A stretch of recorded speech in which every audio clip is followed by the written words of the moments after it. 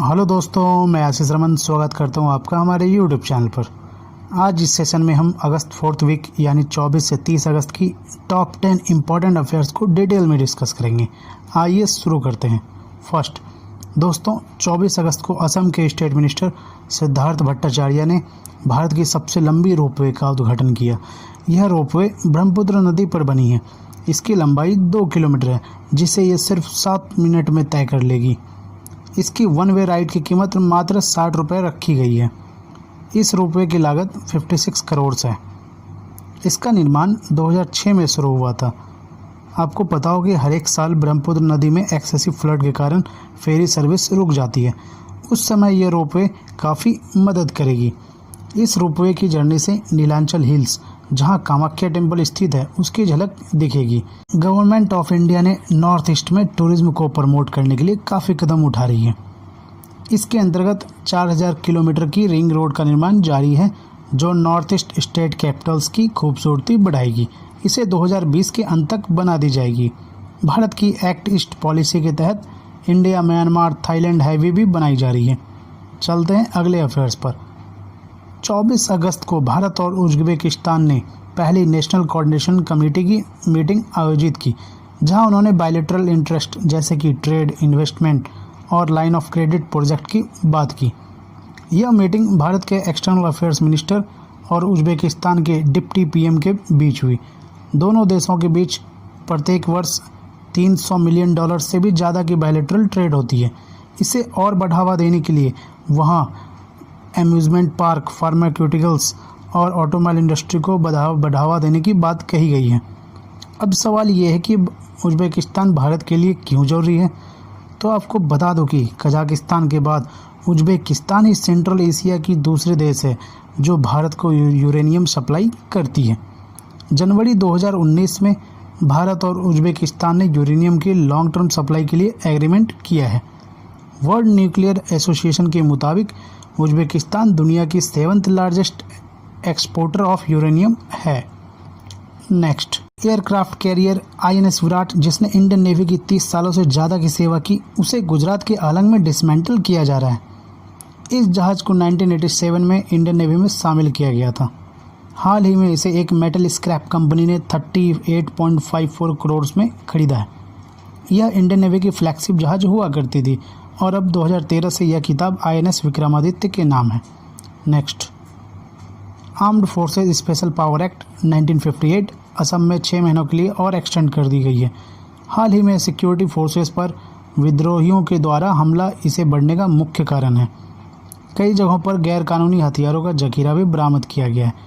यह act arm forces को disturb areas में पब्लिक ऑर्डर मेंटेन करने के लिए स्पेशल पावर देती है। आफ्सपा एक्ट के बारे में बात करें तो यह एक्ट 1958 में एक एक करके सभी 7 सिस्टर स्टेट्स में लागू की गई थी।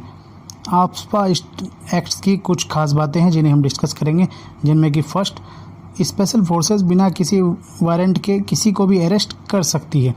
दूसरी, ये पब्लिक गैदरिंग को कहीं भी रोक सकते हैं। तीसरी, ये किसी भी गाड़ी को रोककर सर्च कर सकते हैं। और आखिरी, ये आर्म फोर्सेस का इस्तेमाल कर इलाके में अशांति फैलाने वाले को जान से मार भी सकते हैं। नेक्स्ट, 25 अगस्त को WHO ने अफ्रीका को पोलियो फ्री डिक्लेयर किया।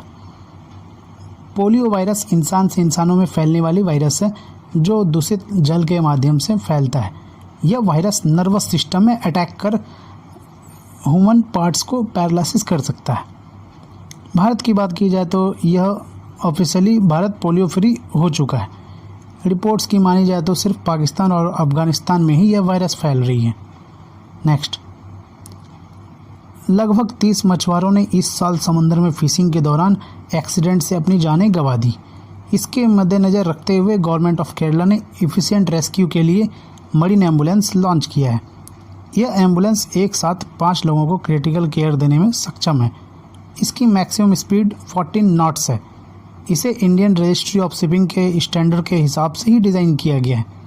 यह एम्बुलेंस तिरुवनंतपुरम के प्रतीक्षा में तैनात होगी। ऐसी और 2 एम्बुलेंस एर्नाकुलम और कोझिकोड में भी तैनात होगी।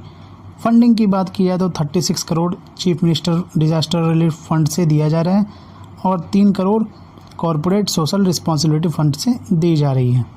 Next, Dutch author Marieke Lucas सबसे कम उम्र में इंटरनेशनल बुकर प्राइज विजेता बने।